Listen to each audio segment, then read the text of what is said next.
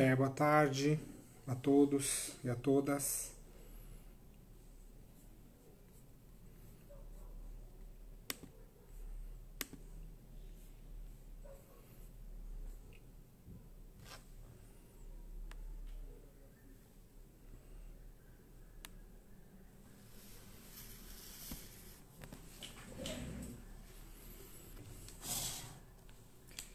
Boa tarde a todos e a todas. Sejam bem-vindos, bem-vindas. Desculpem aí o atraso, mas eu ainda tô me organizando aqui para assumir aí as coisas da paróquia. Então, espero que amanhã eu esteja no horário.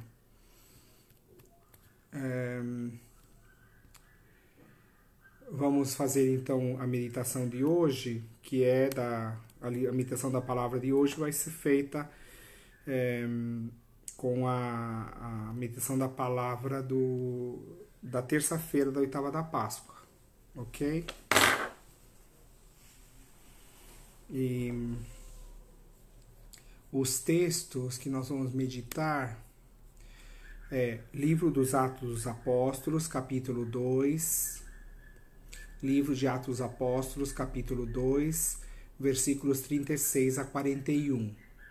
O salmo será o salmo 32, versículos 4 a 5, e depois de 18 a 22. Salmo 32. E depois o Evangelho de segundo João, capítulo 20, versículos de 1 a 18. Tá bom? Repetindo, Atos dos Apóstolos, capítulo 2, versículo 36 a 41, Salmo 32, versículo 4 e 5, depois versículos 18 a 22, e o Evangelho segundo João, capítulo 20, versículos de 11 a 18. Tá bom? E essa é a liturgia da palavra da terça-feira da oitava da Páscoa, terça-feira, dia 14 de abril. Boa noite, Luzineide, boa noite, Isabel, boa noite, Davi, obrigado, agradeço as orações, obrigado. Oi, Ronaldo, boa noite, Vera, Cidinha, boa noite, César, Deus te abençoe. Oi, Janete, tudo bem? Sônia, boa tarde, Thelma, boa tarde, Thelma. Eu soube que seu pai já está em casa, né? Saiu da UTI, né? Espero que esteja melhor, que já esteja em casa. Antônio Carlos, tudo bem? Deus te abençoe. Sandra, boa noite. Boa noite, Javes. Boa noite, João Batista. E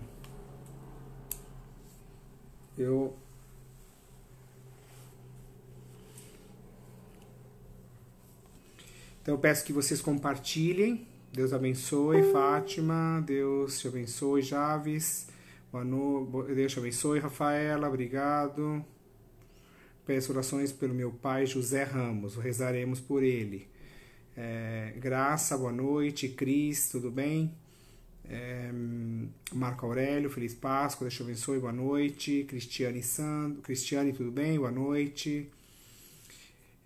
Bom, eu peço que vocês compartilhem aí com as pessoas para que a gente tenha um número maior, tá? E a partir de hoje, então, diariamente, às 18 horas, vamos fazer a meditação pelo Facebook da Paróquia Imaculada Conceição do Ipiranga, tá bom? Que mais que eu falar? Nós estamos aí na promoção, na divulgação do nosso canal de YouTube da Paróquia Imaculada Conceição. No sábado nós estávamos com 300 inscritos, 360 mais ou menos. E agora já estamos com mais de 800. Eu tinha passado hoje de 800. E eu peço encarecidamente que a gente consiga aí mais 200, porque nós precisamos chegar a 1000 inscritos no canal do YouTube. Então eu queria pedir que vocês falassem com seus irmãos, com seus amigos, colegas de trabalho, familiares. Mesmo que você não pertença à Paróquia Imaculada Conceição, eu pediria que você nos ajudasse a chegar a esse número 1000, por favor. Porque aí a gente poderia transmitir também a missa pelo canal do YouTube. Tá bom? É só entrar. Você entra no YouTube e põe lá, Paróquia Imaculada Conceição do Ipiranga. Aí vai aparecer o canal e você vai lá e se inscreve, inscrever-se, clica lá, inscrever-se, e depois você pode clicar no sininho, que aí você vai receber também as notificações de tudo que a gente publicar no canal do YouTube, tá bom? Se alguém tiver alguma dificuldade, pode me mandar pelo Messenger do Facebook que eu envio o link, tá bom? Mas é super fácil. É só entrar no canal do YouTube e escrever lá, Paróquia Imaculada Conceição do Ipiranga. Aí vai aparecer o canal. Inscrever-se e depois, se você quiser receber as notificações de tudo que a gente vai publicar lá, você marca o sininho, tá bom? Então nós precisamos aí mais 190 pessoas para chegar nos 1000 inscritos. Então eu peço, por favor, que vocês nos ajudem e divulguem entre seus amigos, tá bom? Bom, são 18 horas e 11 minutos, né? Então vamos iniciar aí a nossa live. Bom, em primeiro lugar, gostaria de desejar uma feliz e abençoada Páscoa, né? Hoje nós abrimos a 8ª da Páscoa e vamos aí até o sábado, né? Cada dia dessa semana é um prolongamento da solenidade pascal. Aí encerra-se a como chama? A 8ª da Páscoa com a missa do segundo domingo da Páscoa no próximo domingo, tá bom? Portanto, vocês vão ver que essa semana todas as missas se recitam glória, se cantam glória. Por quê? Porque é como se a igreja entende essa 8ª como o único dia pascal. É como se continuasse o domingo pascal, fosse alongado por 7 dias, tá bom? Isso aí é importante, né? As duas solenidades na Igreja Católica que tem esse esquema de 8ª, a solenidade e mais 7 dias, é a solenidade da Páscoa e a solenidade do Natal do Senhor. Né? O Natal também tem 8ª. A 8ª do Natal e a 8ª da Páscoa, tá bom? Deus te abençoe, Marilene, Augusta, boa noite, Ingrid. A Ingrid colocou aqui o link do YouTube, acho que é o canal da paróquia. Paulo, obrigado, Paulo. Deus te abençoe. Márcia, feliz Páscoa, Deus te abençoe. Obrigado, Javes. Thelma, sim, já está em casa. Que bom, que boa notícia que seu pai já está em casa. Louvado seja Deus. Padre, peço orações pela nossa prima Terezinha que está na UTI no respirador. Tá bom, Lília. Vamos rezar por sua prima Terezinha. Ok. Rosângela de Fátima. Deus te abençoe. Boa noite a todos. Bom, acho que os outros eu já saudei. Boa noite, Felipe. Boa noite, Alessandra. Carmelina, feliz Páscoa. Gustavo, boa noite. Deus te abençoe. Ok, vamos rezar? Em nome do Pai, do Filho, do Espírito Santo. Amém.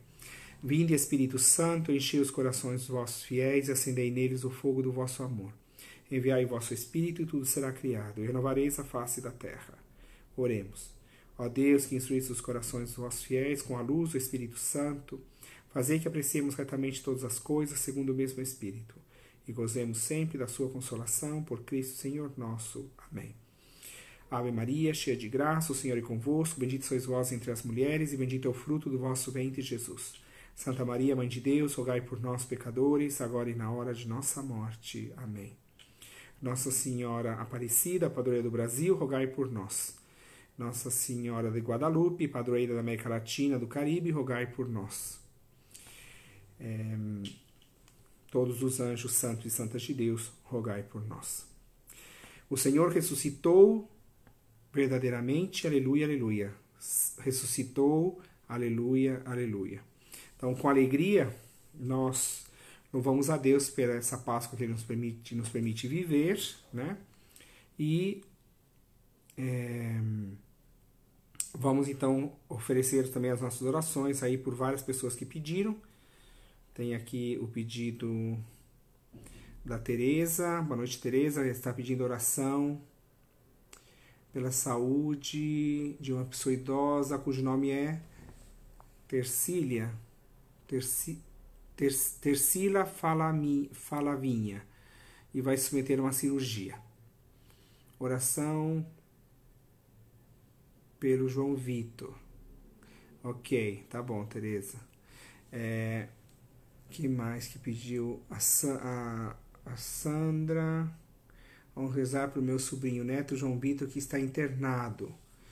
Tá, vamos aí, colocar essas pessoas aí em oração. Peço que todos os que estão aqui presentes incluam também o nome dessas pessoas nas suas orações diárias, tá bom? Isabel Pontes, boa noite, padre. E Felipe Toledo, boa noite. Muito bem. Aleluia, aleluia. Isso, Maria Regina, boa noite, Deus te abençoe. Isabel Ferreira, Padre Boris, abençoe. Uma saudação aí para o pessoal do Heliópolis, da Paróquia Santa Paulina. Isabel Fernandes, Deus te abençoe. Bom, então vamos iniciar aí.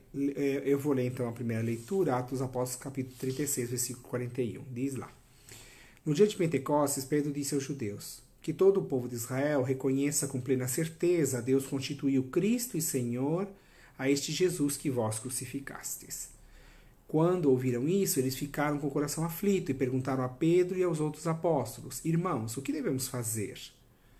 Pedro respondeu: Convertei-vos e cada um de vós seja batizado em nome de Jesus Cristo para o perdão dos vossos pecados. E vós recebereis o dom do Espírito Santo. Pois a promessa é para vós e para vossos filhos, e para todos aqueles que estão longe, todos aqueles que o Senhor nosso Deus chamará para si.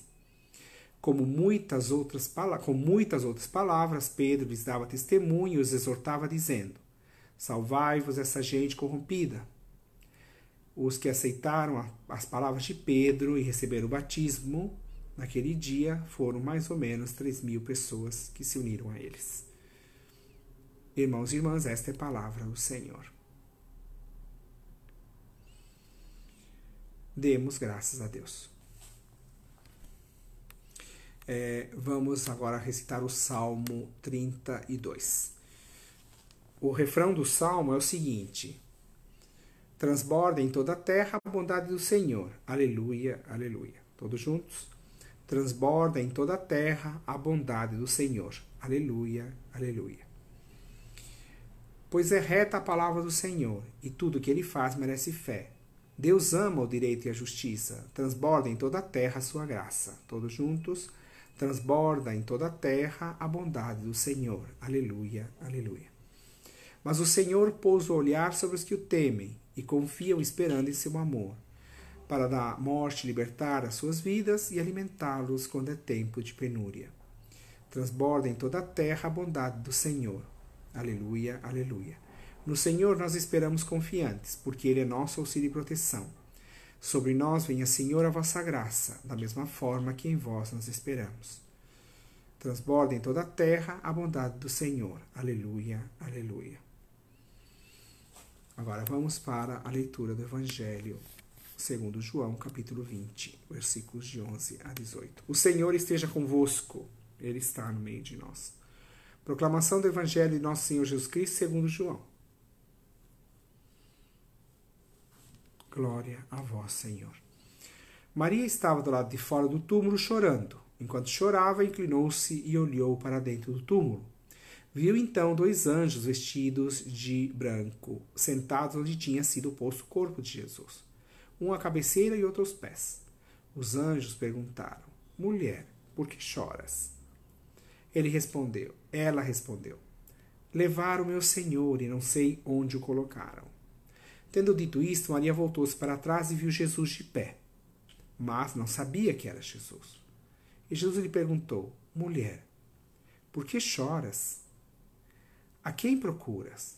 Pensando que era o jardineiro, Maria disse: Senhor, se foste tu que o levaste, dize-me onde o colocaste, e eu irei buscá-lo. Então Jesus disse: Maria. Ela voltou-se e exclamou em hebraico: Raboni, que quer dizer mestre. Jesus disse: Não me segures, ainda não subi para junto do meu Pai. Mas vai dizer aos meus irmãos: Subo para junto do meu Pai e vosso Pai, meu Deus e vosso Deus. Então Maria Madalena foi anunciar aos discípulos e disse: Eu vi o Senhor, e contou o que Jesus tinha dito. Irmãos e irmãs, esta é a palavra da salvação. Glória a vós, Senhor. Muito bem.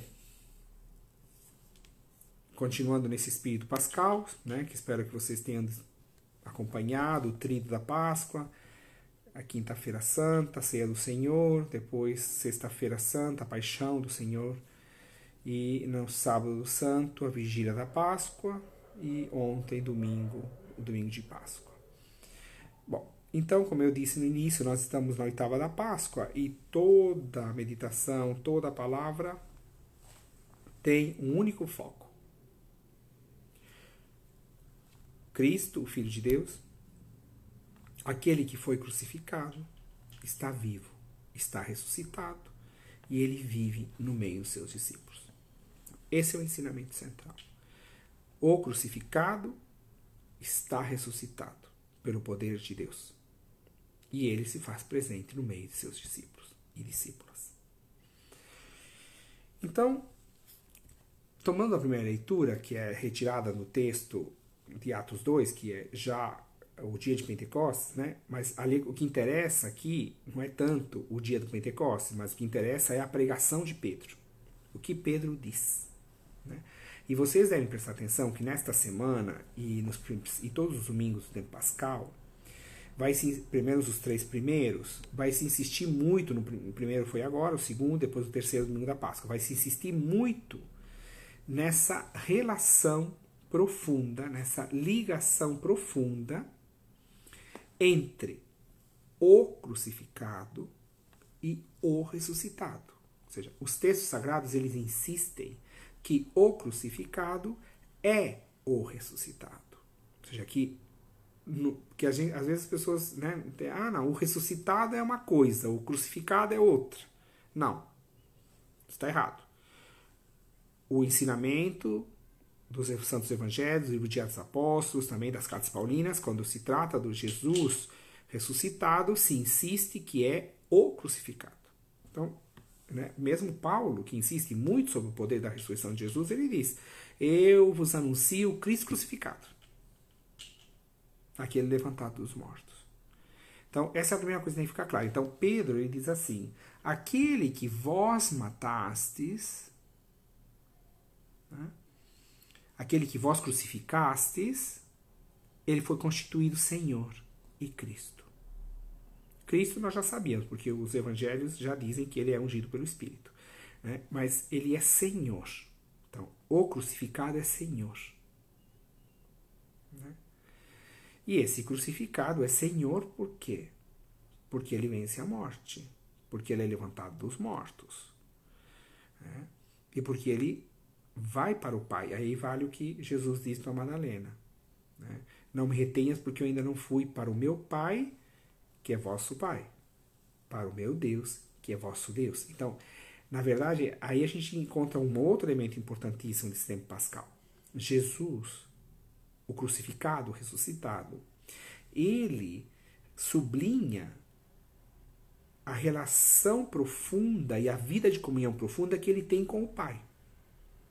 Claro, ele foi obediente ao Pai, não voltou atrás nos ensinamentos, ele ficou firme naquilo que era o ensinamento que o Pai lhe tinha confiado. Né? Ele passa pela paixão, pela morte, sepultado, e aí o Pai o ressuscita pela força do Espírito.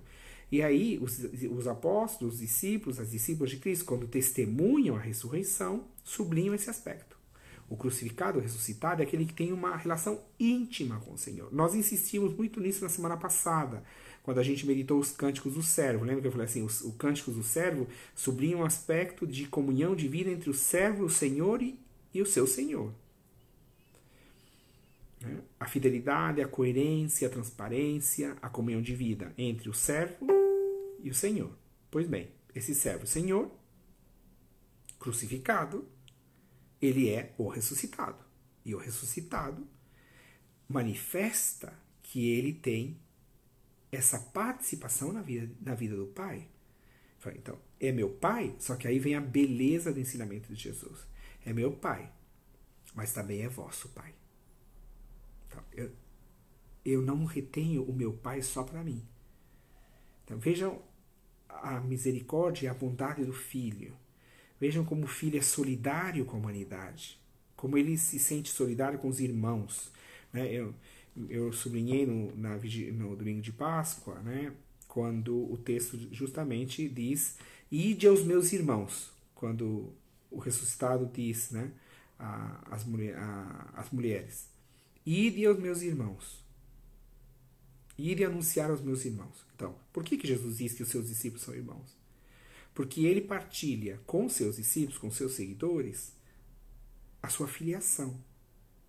Então, assim como ele tem um pai, ele diz: esse pai que é meu é vosso também. Esse Deus que é meu é vosso também. Então, a gente precisa compreender isso, né? E principalmente nesses tempos agora. A crer profundamente que nós somos filhos e filhas. Mas não por nosso mérito. Pelo dom do Filho primogênito, levantado dos mortos. Então, quem tem comunhão com o Filho, recebe a filiação. Ele participa dessa filiação pela comunhão com ele. Então, experimenta o amor misericordioso do Pai. Então, Jesus, ele não só oferece a sua vida, não só oferece seu corpo e sangue, não só oferece seu espírito, mas Jesus oferece o seu Pai. Diz: o meu Pai é vosso Pai. O meu Deus é vosso Deus. Então, nesses anos todos que eu sou padre, né, várias vezes eu escutei algumas pessoas, né, falando assim: ai, mas padre, eu não mereço, né? Difícil acreditar que Deus me ama dessa forma. Então, aí eu sempre respondo assim, de uma forma muito, né, direta, objetiva. Olha, se você ficar olhando para o seu umbigo, se você ficar se insensando, olhando a si mesmo, você não vai acreditar mesmo. Porque o ponto de referência não somos nós. Então, se você começar a ficar olhando muito para o seu umbigo, não vai mesmo nunca acreditar que você é filho, que você é filha, muito amado. Muito amado. Mas se nós olharmos para o Pai, se nós olharmos para o Filho, se nós nos voltarmos para eles, e nele nós vamos enxergar este amor paterno e este amor do Filho que nos faz participar de sua vida como filho e que partilha o Pai conosco. Ficou claro, gente? Tá claro isso? Então, não fique olhando muito para o seu umbigo. Olhe, porque a gente olha pra gente, aí claro, a pessoa tem razão, fala: eu não acredito, porque eu sou tão miserável, sou tão pecador, eu sou tão frágil, eu sou tão isso, sou tão aquilo. Se você começar a olhar só pra você mesmo, eu falo: bom, então, não tem saída, né? Porque a gente não salva, nós não somos autossalváveis, não é que a gente salva a si mesmo. A gente se salva pela misericórdia de Deus, pela bondade de Deus manifestada em Cristo. Então, se a gente olhar para o Pai, e se a gente olhar para a sua bondade infinita, para a sua misericórdia infinita, se a gente olhar para a bondade do Filho, para a misericórdia infinita do Filho, aí a gente crê que Ele nos ama assim, como filhos. Tá claro isso, gente? Ok. Então, aí é interessante como começa a pregação de Pedro. Ele constata: vós o crucificaste, mas ele se tornou Cristo e Senhor. E aí as pessoas perguntam: irmãos, veja bem, irmãos, o que devemos fazer? Qual é a resposta de Pedro? A mesma que Jesus disse no início da sua pregação. Quando Jesus começou a pregar, depois do batismo de João, o que ele falou? Convertei-vos e crede no Evangelho. Convertei-vos, que o reino está próximo.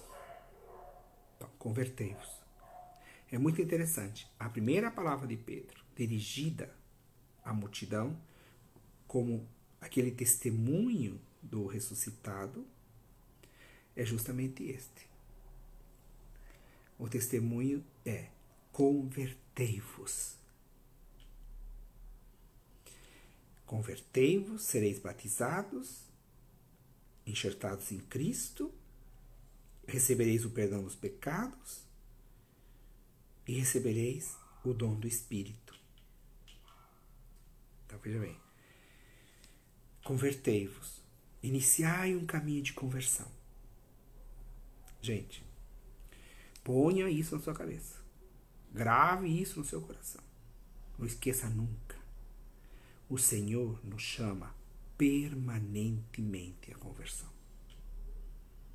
Permanentemente à conversão.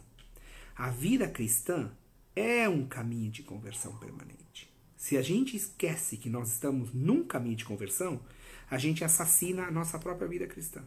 Então, na verdade, a gente comete suicídio, né? O cristão que esquece que está permanentemente chamado à conversão, ele é suicida. Ele mata a si mesmo. Ele mata a sua vida cristã. E normalmente a gente às vezes vai dizer, porque é o outro que precisa de conversão, né? Porque a gente para descobrir os efeitos dos outros, a gente tem facilidade. São os outros que precisam de conversão. Todo mundo está errado, menos eu. Todo mundo. Eu não preciso. Então, cuidado. Cuidado, porque a pregação inicial de Jesus é convertei-vos e crede no Evangelho. Convertei-vos que o reino está próximo. E Pedro, na sua primeira pregação, ele diz, convertei-vos. Recebereis o perdão dos pecados, sereis batizados, né? Batismo para o perdão dos pecados, recebereis o Espírito. E aí vem, a promessa é para vós, para vossos filhos e para aqueles que de longe, aqueles que estão longe, mas para todos aqueles que o Senhor chamar para si. Então, é uma promessa alargada.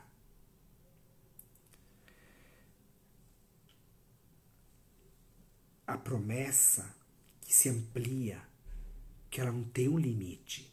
Não é só para aquela geração. Não é só para a geração dos filhos daquela geração ou para os netos daquela geração. É para todos os que vêm a este mundo e que nascem, recebem um chamado, a conversão para a vida em plenitude. Né? Então o Luiz Ângelo está dizendo aqui, né? Conversão é processo, não é um fato pontual na vida, justamente. Às vezes a gente escuta, o dia que eu me converti, eu tenho pavor disso aí. Quando eu escuto isso, o dia que eu me converti, eu falei, eita, Lelê, esse cara está correndo perigo, porque eu me converti, não preciso mais me converter. Isso é uma compreensão errada. A gente até pode dizer, teve um dia na minha vida em que eu tive um dia especial na minha vida, ou na nossa família, que a gente despertou para algo que a gente não conhecia, despertou para o amor de Deus, despertou para a misericórdia de Deus, tudo bem. Isso está claro. Mas dizer que, no dia que eu me converti, alto lá. O negócio não é bem assim. A conversão é um processo. É um longo caminho. É uma resposta ao amor de Deus. É uma resposta livre de nossa vontade, de nossa inteligência em aderir ao caminho que o Senhor nos propõe. Isso é conversão. E cada dia a gente pode aderir um pouquinho mais. Respondendo à graça. Ninguém se converte sem a graça de Deus. Também tem que estar claro. Né? Mas a graça de Deus já nos foi dada. Porque o desígnio de salvação é de Deus. Então ele comunica a graça. A gente tem que enganchar ela. A gente tem que acolher. E a gente tem que generosamente se deixar conduzir por ela. Com docilidade. Né? Com livre vontade. Não por amar. Tu foi obrigado. Foi obrigado, né? Foi por coerção. Isso não existe. Né? Isso não é conversão. A conversão é uma resposta livre ao amor de Deus.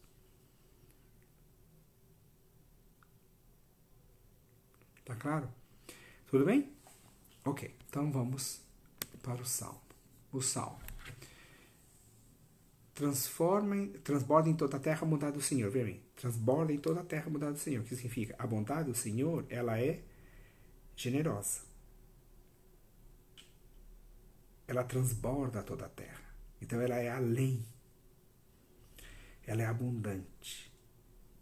A bondade do Senhor é abundante. Deus não é mesquinho. Uma das coisas que mais se opõe ao ensinamento de Cristo é a mesquinharia. Sabe quando uma pessoa, uma família, ou uma comunidade cristã é mesquinha, né? Muquirana, egoísta, né? É horrível. Porque Deus não é assim. Deus é generoso. Deus é abundante nos seus dons. Deus é abundante na sua graça. Então, transborda em toda a terra a bondade do Senhor. Então, isso significa o quê?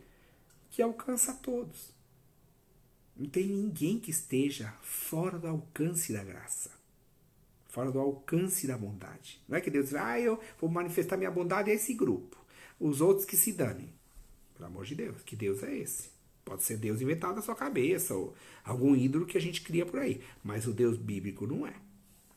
Tá claro? Esse desígnio universal da salvação de Deus.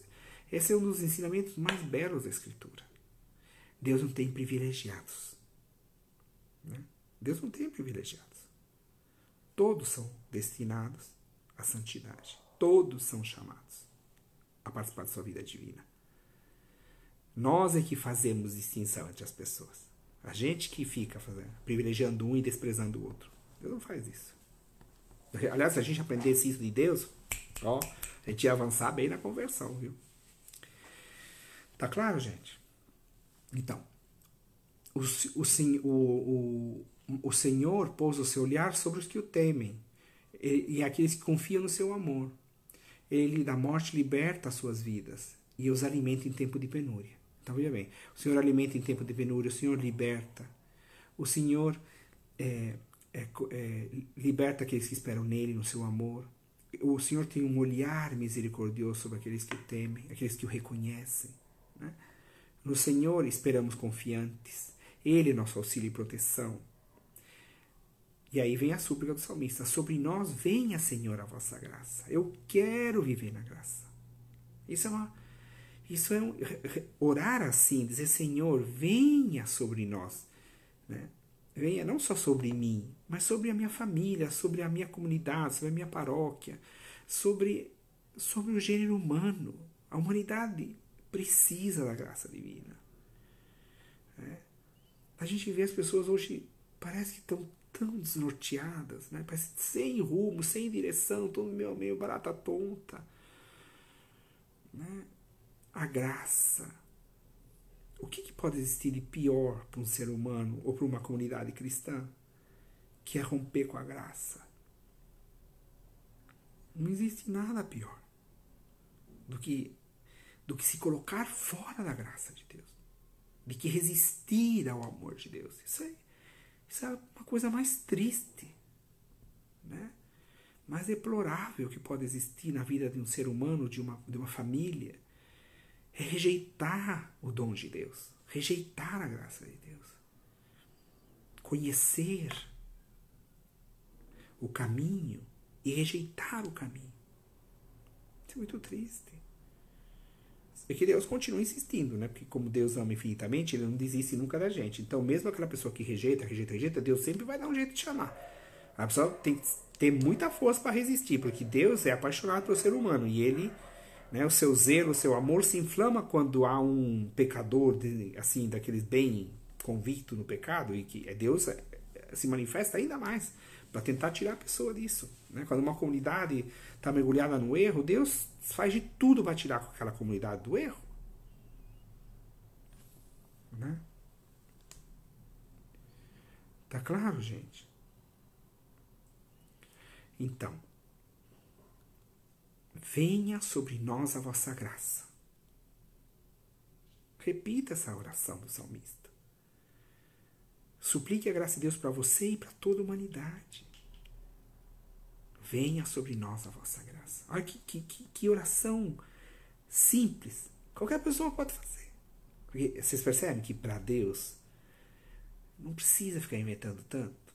Para Deus não precisa ficar buscando palavras, fazer discurso diante de Deus. Não precisa. A mãe, Eu acho interessante isso quando eu vejo as mães pequenininhas com os bebês que ainda não sabem falar, por exemplo. Eu acho extraordinário. Como é que a mãe entende aquele balbuciar da criança? Como é que a mãe entende aquele choro? Eu fico admirado quando aquela mãe escuta o choro e fala, ele está com fome, padre. Eu falo, como você sabe que está com fome? É o choro da fome. Ele está com dor de estômago. Está com cólica, ou está, sei lá, está com frio. A mãe, ela tem uma comunhão com o filho que qualquer, né? Eu me lembro que uma vez eu estava na casa da minha irmã e os meus sobrinhos estavam, um dos meus sobrinhos estava, bom, só ainda pequeno, mas estava mais pequeno, bebezinho. Eu não sei por que ele teve. Eu dormi a noite inteira. À noite, no dia seguinte, quando eu acordei, a minha irmã me falou, a minha irmã Tati, né? Falou assim: você não ouviu que o menininho chorou? Eu falei, eu? Não vi nada. Dormi, que é uma beleza. Ela falou, nossa, eu só escuto. A minha irmã falou assim: a gente escuta o gemido da criança lá no outro quarto, de longe. A gente escuta o suspiro, a respiração. Mudou a respiração e já corre lá. Né? Percebe? Quando a gente ama, a gente sabe distinguir até os suspiros. Quando a gente ama, a gente sabe pelo olhar. Às vezes pela forma como uma pessoa anda.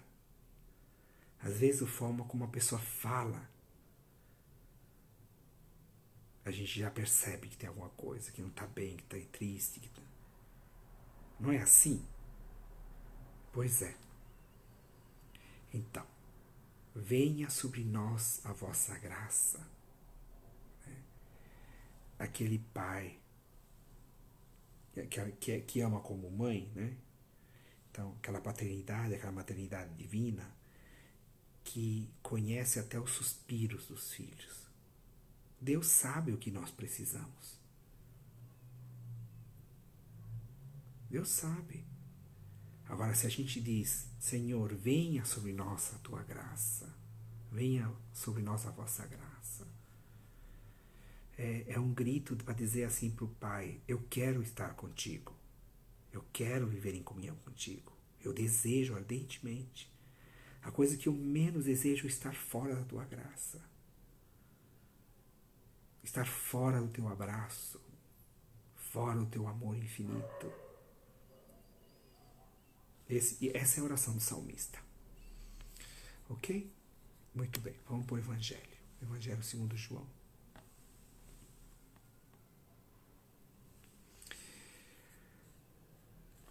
Evangelho segundo João. É interessante a frase, né? É uma coisa importante quando a gente lê a Bíblia, a gente vê aquelas coisas que se repetem, né? Então, nesse texto do Evangelho que nós lemos de hoje, tem uma frase que se repete 2 vezes.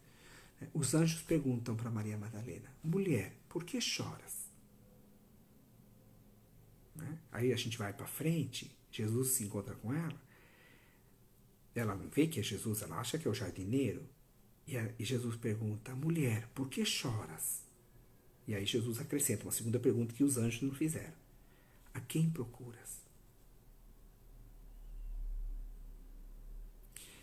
O amor de Maria Madalena era tão grande por Jesus que ela sentia falta da presença dele. Será que a gente sente falta da presença de Deus? Ou dá na mesma? Está em Deus, não está, dá na mesma.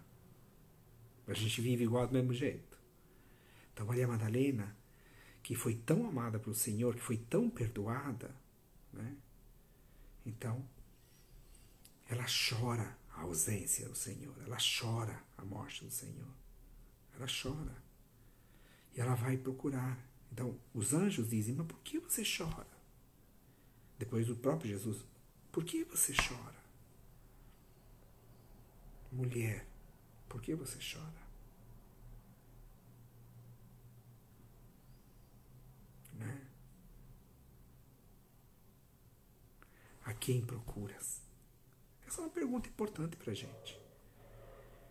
Deus nos pergunta: quem você procura?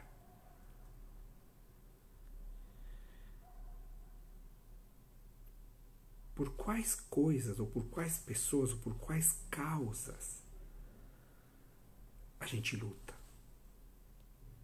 a gente se sacrifica, o que a gente busca. Essa é uma pergunta importantíssima na vida do cristão.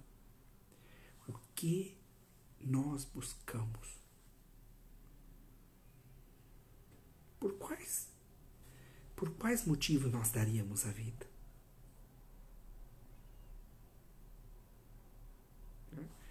O Paulo, na carta aos Romanos, diz assim, né? A gente não acha alguém que dê a vida por um injusto. Talvez por alguém que seja justo, a gente até acha alguém que seja herói. Mas por um injusto, não. E o Senhor nos buscou, nos amou e se entregou quando nós ainda éramos injustos. Ou seja, não estávamos justificados, estávamos mergulhados no pecado.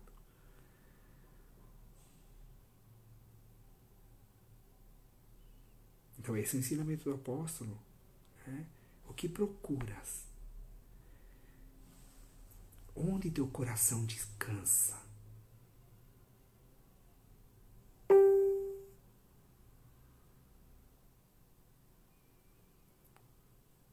Onde o nosso coração descansa? Onde nossa vida descansa? Onde a gente tem segurança? Segurança em quê? Qual é a segurança da nossa vida? É isso que a gente tem que se perguntar. E aí não tem pároco, não tem freio, não tem irmã, não tem bispo, não tem papa, não tem ninguém. Porque é uma resposta livre, fundamentada no amor, que é capaz de nos mover. Então, o que nós procuramos? A quem procuras? O próprio Jesus pergunta a Madalena, por que você chora? O que procuras? E ela fala, né? Ah, se foi você que tirou o Senhor, me diz onde você colocou que eu vou buscar. Quer dizer, eu quero mesmo morto. Né? Só que Jesus pronuncia o nome dela. E quando Jesus pronuncia o nome dela, ela reconhece que é o Mestre. Aí a gente entende no capítulo lá, né? Capítulo 10 do Evangelho segundo João, quando se fala do bom pastor, Jesus diz assim: o pastor conhece suas ovelhas ouvem a sua voz e distinguem a sua voz.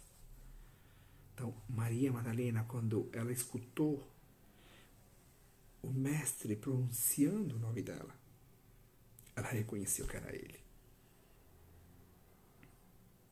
A gente sabe reconhecer quando o Senhor nos chama. Veja, a beleza, o Senhor nos chama pelo nome.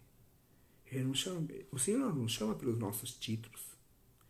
Não nos chama pelo nosso RG. O Senhor não nos chama pela forma como a gente se veste. O Senhor não olha para nosso passaporte para ver quantos passaportes a gente já tirou de tantas viagens que a gente fez. Não que não seja coisa importante, mas o Senhor nos conhece pelo nome. E Ele pronuncia o nosso nome. E a gente, Maria Madalena, escuta o nome dela na boca de Jesus e reconhece a voz do Mestre. É Ele que me chama. Porque ninguém pronunciou meu nome mais profundamente do que Ele. Todos me chamaram muitas vezes, mas Ele me chamou por amor. Por isso que no Evangelho segundo Mateus, por exemplo, Jesus ressuscitado diz para as mulheres: diz para os meus irmãos irem para Galileia, lá eles me verão. Por que Galileia? Porque a Galileia foi o lugar onde os discípulos foram chamados. Os primeiros discípulos foram chamados na Galileia, as margens do mar da Galileia. Aquele primeiro amor, daquele nome, vem e me segue, e eles o seguiram. E aí eles foram fazendo esse caminho com o Mestre. Nós, o Senhor nos chamou pelo nome. E ninguém pronuncia o nosso nome com maior amor do que o Mestre Jesus de Nazaré. Não se iluda. Aí a gente entende por que os discípulos, quando todo mundo fica escandalizado com o ensinamento de Jesus, aí Jesus, e eles começam a ir embora. O Evangelho segundo João também, quando ele fala do pão, que ele vai dar o seu corpo como alimento, né? Todo mundo fica escandalizado, esse homem vai dar um pedaço de carne pra gente comer, do corpo dele, né? Todo mundo fica horrorizado com o ensinamento dele, né? Aí Jesus, todo mundo começa a vazar, vai embora. Daqui a pouco Jesus olha em volta e fica só com os discípulos. E aí Jesus mesmo pergunta: vocês também não querem ir? O meu ensinamento escandaliza vocês? Podem ir. Vão junto com os outros. Vocês não querem ir embora também? E aí vem a resposta de Pedro, né? Sempre o porta-voz dos 12, que fala em nome dos 12.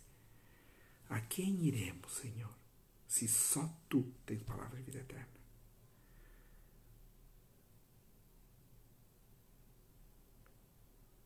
Então, a quem iremos, se a quem pronuncia mais profundamente e com mais amor o nosso nome é Jesus?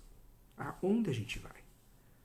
Nós vamos trocar o amor de Jesus por todas essas coisas que brilham em volta, mas que no fundo não salvam? E o que liberta e salva é o Evangelho de Jesus, a forma como ele vive.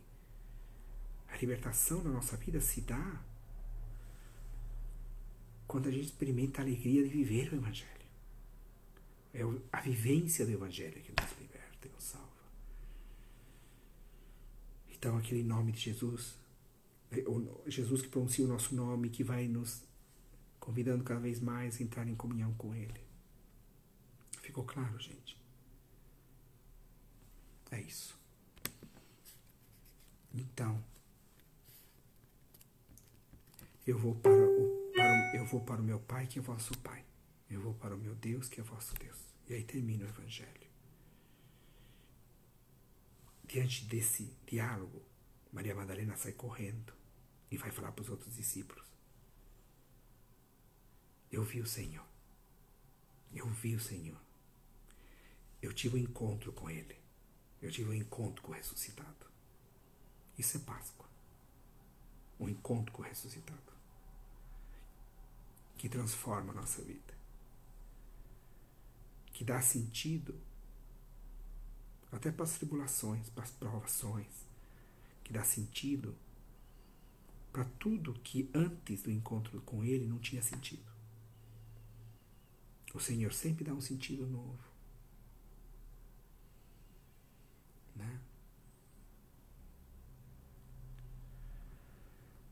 Tá claro, gente? Eu vi o Senhor. Que nós sejamos testemunha. Mas não tagarelice de só palavras.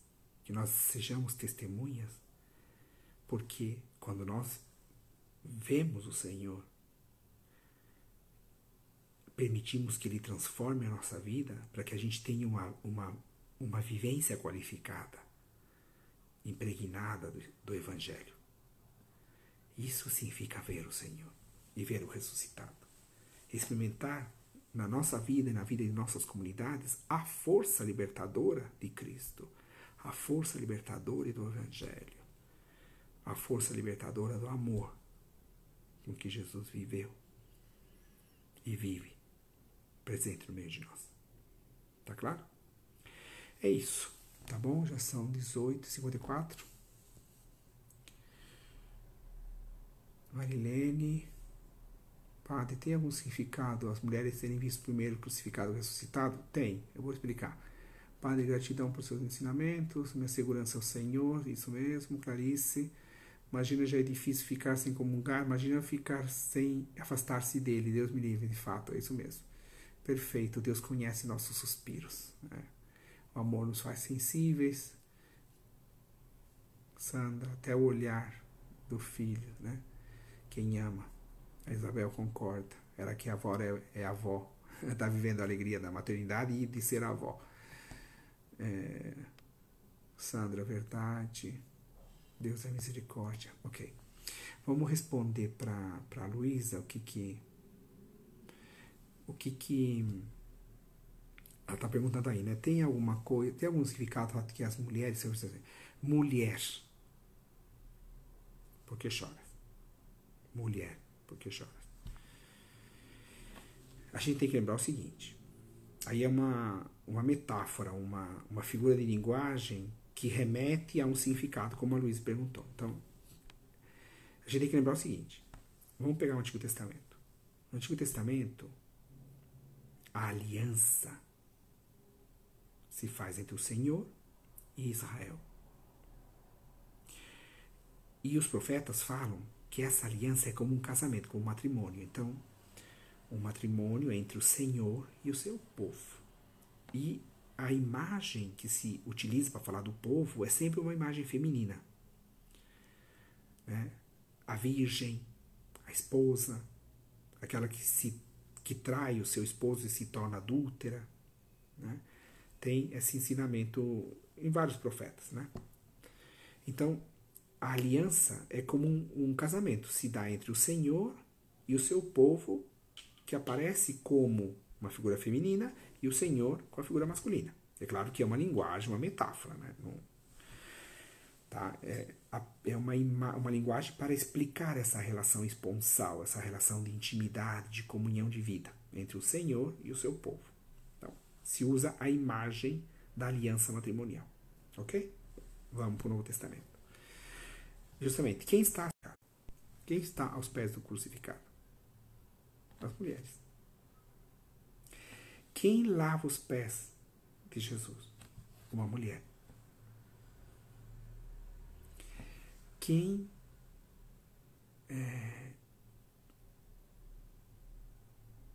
nessa questão da aparição do ressuscitado são as mulheres primeiro. Por quê? E não se diz o nome, se diz o nome de Maria depois, mas Jesus primeiro diz mulher. Por quê? Porque é uma imagem para dizer que o Senhor é aquele que renova a aliança com o povo eleito e depois com toda a humanidade. Né? Então, a mulher, ela é a figura da humanidade. Quando estão todas as mulheres aos pés da cruz, significa é a imagem de todas as nações aos pés do crucificado. É uma figura, é uma linguagem figurada para falar desta aliança. Ok? Ficou claro? Padre, mas por que se diz não me segure? Bom, aí depende, né? Porque tem evangelho, que os relatos das aparições do ressuscitado dependem do evangelho que você está analisando. Aqui nós estamos no de João, Evangelho segundo João. Né? Então, no Evangelho segundo João, a glorificação do Filho se dá no mesmo dia da ressurreição. Né? O derramamento do Espírito se dá na tarde do dia da ressurreição, por exemplo, na tarde do domingo. Né? É só você ler o Evangelho segundo João, capítulo 21. Então, há uma diferença nesse sentido. Nos outros evangelhos, tem um dos evangelhos, agora não me lembro qual, não preparei isso, assim, não lembro dos detalhes, mas que as mulheres abraçam Jesus nos pés, o tocam. Né? Então, aí depende da perspectiva teológica do evangelista, porque uma coisa é o anúncio querigmático. O Senhor venceu a morte, está vivo no meio de nós, Ele ressuscitou. Ponto. Esse é o anúncio querigmático, o núcleo da fé. Depois, cada evangelista tem diferentes narrativas para apresentar o querigma. Então, as narrativas nem sempre coincidem. Então, por exemplo, no Evangelho Lucano, o ressuscitado diz para os discípulos que eles têm que permanecer em Jerusalém. Então, em Lucas é assim. Em Mateus, manda ir para Galiléia. E os discípulos vão e encontram com ele na Galiléia. Em Marcos também se fala ir para Galiléia. Só que eles acabam não indo. O evangelho acaba e depois tem um acréscimo posterior, mas né, ele fica a promessa de ir para Galiléia, mas o encontro mesmo não acontece. Entendeu? Então, existe essa diferença que depende do evangelista e da teologia que o evangelista tem. Tá? Mas aí teria que aprofundar isso mais, não é o caso aqui. Ok? Tá claro, gente? Bom, são 19 horas. Vamos concluir, fazer a nossa oração, tá bom? Em nome do Pai, do Filho e do Espírito Santo. Amém. Obrigado, Senhor. Nós te bendizemos, te agradecemos, te adoramos por esse tempo de Páscoa, por essa oitava da Páscoa que estamos vivendo. Te bendizemos pela graça de Cristo levantado dos mortos, o nosso irmão primogênito, o que nos faz participar da tua família como irmãos e irmãs, e que partilha conosco o seu Pai como sendo nosso Pai, o seu Deus como sendo nosso Deus. É isso que nós cremos e nós agradecemos, que tu és o nosso Deus e tu és o nosso Pai, por meio de Cristo e do Espírito que recebemos.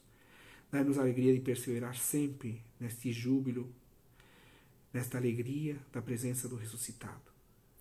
E principalmente recordar que Ele sempre nos chama pelo nome.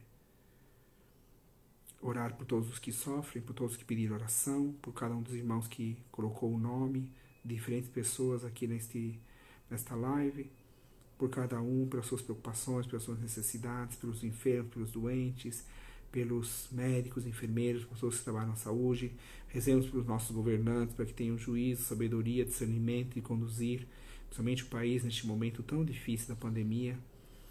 E que o Senhor também fortaleça o nosso coração, a nossa inteligência, o nosso entendimento para todo esse período de grande desafio que virá nas próximas semanas.